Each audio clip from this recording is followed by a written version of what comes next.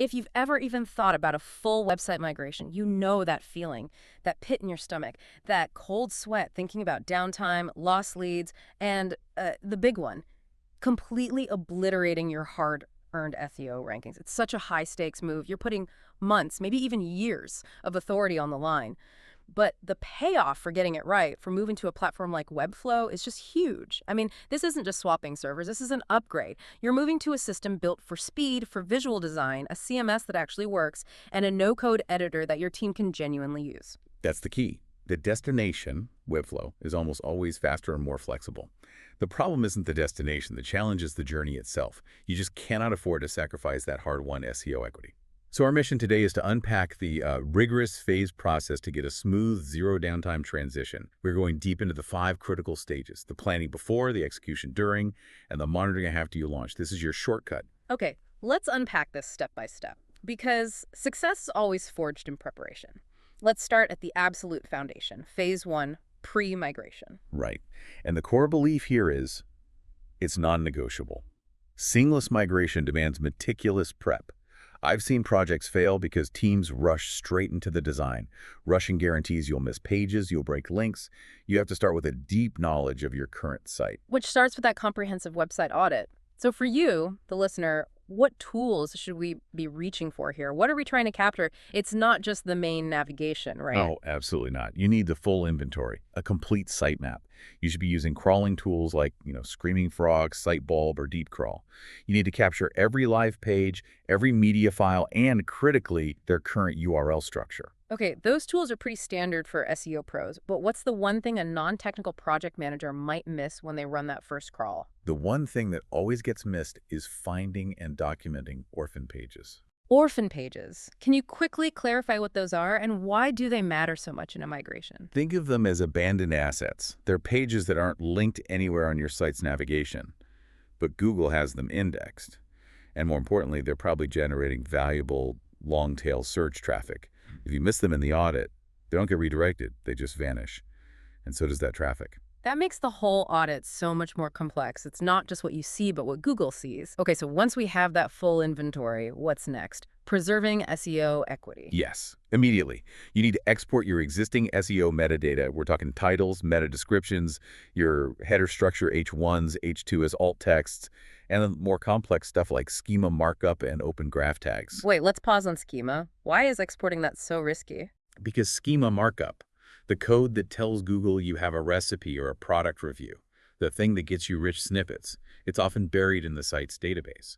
Generic scraping tools, they often just grab the visible content. They might miss or truncate the complex schema code. You have to manually verify that export is complete, or you risk losing your rich snippets. And that's highly competitive search real estate. That is a serious insight. Okay, so beyond the technical stuff, we also need to understand user behavior. So reviewing Google Analytics and Search Console, identifying top pages. Absolutely. You have to know your highest performing content so those pages get, a white glove service. This tells you which pages need zero downtime. And this leads right to the centerpiece of the whole prep phase, the 301 redirect plan. The 301 redirect plan, that's basically the lifeline for your SEO. You mess that up, Google sees a wall of 404 errors, and your rankings just collapse. So how do you manage thousands of URLs? It requires a massive URL mapping spreadsheet. You have to pair every single old URL, including those orphan pages, with its new Webflow equivalent. This spreadsheet is your sacred document. So is it realistic for a team to manually map a huge site, say one with 10,000 pages? Or do you always recommend automation?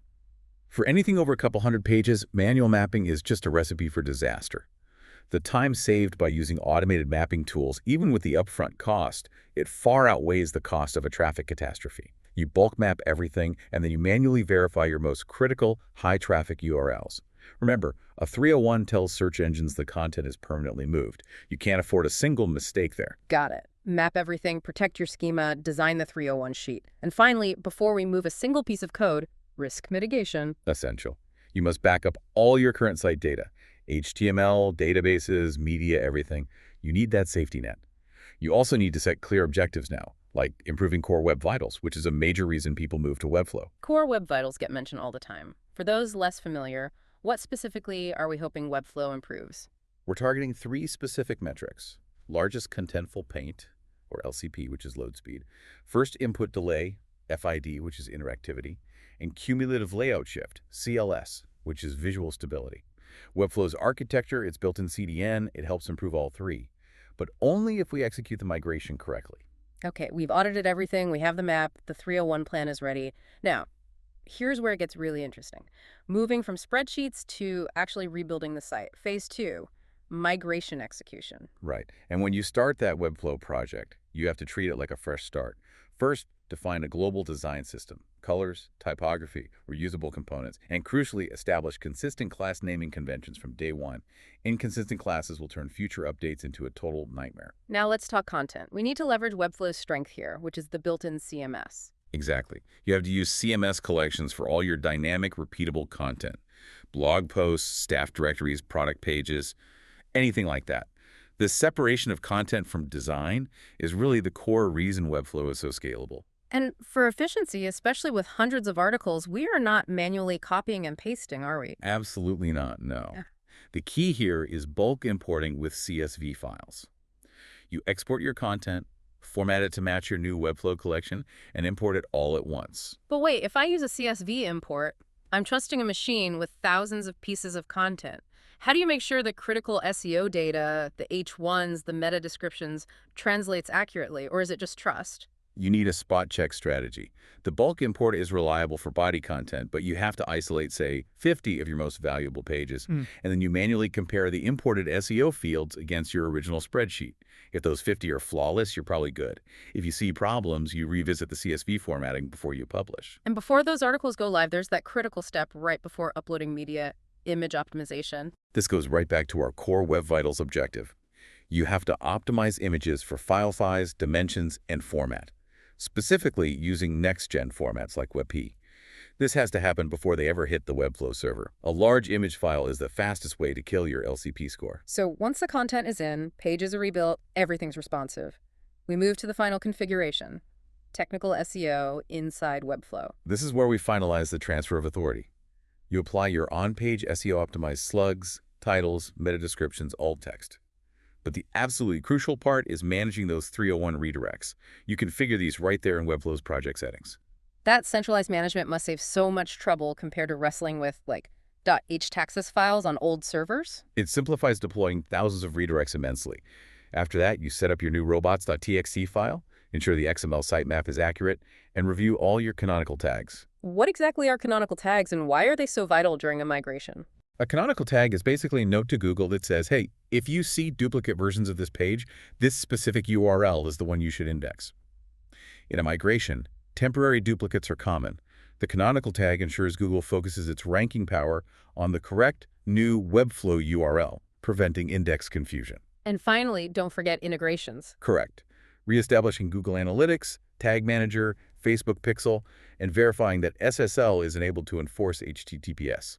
A non-HTTPS site is just a non-starter today. All right, phase 2 is done. The site is built. We're now entering the paranoia phase. Phase 3, testing QA and the launch window. You cannot skip testing. Thorough QA is mandatory. You use the Webflow staging domain, that private site name .webflow.io URL, to test everything away from the public eye. You run performance checks with Lighthouse or GTmetrix to confirm the new site is faster. You have to validate your core Web Vitals objective. And for SEO validation, we have to confirm that our sacred 301 redirect map is flawless. Exactly. You run broken link checks across the entire staging site. Then, using a tool like Redirect Path, you have to verify that every single URL from your map successfully redirects. I had one client who missed just 5 key redirects. Within 48 hours, their main sales page was a 404. They lost 5 high-value leads. Wow. That's why you have to be paranoid. Test every single one. That story really highlights the financial risk. Okay, so now we plan the launch itself. When's the best time to do it? You schedule the actual domain switch during your lowest traffic hours, usually late evening or very early morning. It minimizes user impact, you notify your stakeholders, and most importantly, you have a rollback plan and your backups ready, just in case everything goes sideways. Then comes the moment of truth, the domain switch. The final action is pointing your domain's DNS records to Webflow. Once that's done, you have to monitor DNS propagation. DNS propagation. Can you give us a quick analogy for that? Think of it like this. It's the time it takes for every digital post office in the world to update your new forwarding address. It's not instant. It can take a few hours. So you use a tool like what'smademydns.net to watch it spread globally and confirm the SSL is active everywhere. The site is live. We survived. But the work's just started. Launch isn't the finish line. It's the starting gun for monitoring. Phase 4. What do you watch for immediately? Immediate tracking in Google Search Console and Analytics. You monitor crawl stats, indexing status, and especially look for 404 errors. That tells you if your 301 plan had gaps. You'll track traffic dips, but here's a crucial caveat. Temporary fluctuations are normal after migration. Don't panic, but a steep, prolonged drop means you need to investigate, and it usually points back to a 301 error. And maintaining that momentum means continuous improvement and getting the team used to the new platform. Correct. Address UI/UX feedback quickly. Most importantly, train your content teams on Webflow's editor. They need to be empowered. Then, for the long run, you should run quarterly SEO audits and keep checking core web vitals to maintain that site health and speed. Okay, before we wrap this up, what are the bonus tips that truly guarantee a zero downtime, stress-free experience? 1. Consider a service like Cloudflare for additional security if you have a complex setup. 2. Proactive user communication. Announce the migration in a newsletter so users know what's happening. And those critical piece of advice. During that launch window, keep your developer or agency available for real-time troubleshooting. If a critical bug pops up, you need immediate support. This has been a complete journey. To summarize it all, from capturing those elusive orphan pages and exporting every bit of schema markup to optimizing your images for WebP to smash those core vital scores, and, of course, implementing thousands of 301s in the Webflow project settings. This phased approach really does transform migration from a massive risk into a measured growth opportunity. Absolutely. The outcome isn't just a site move. It's a transition to a faster, more flexible, and truly future-proof digital presence that retains all the ranking authority you earned on your old platform. So what does this all mean? Fundamentally, the protection of your SEO authority, the success of this whole project, it is completely dependent on how accurately you execute that URL mapping and those 301 redirects before and during the build. Get that right, and the gains from Webflow become pure profit. And for you, the listener, to mull over, beyond just recovering your traffic and rankings, what single critical metric directly related to your original migration goals, whether it was improving load speed or increasing team adoption of the CMS, should you prioritize tracking in the first 30 days post-launch to definitively prove that this migration was an overwhelming success?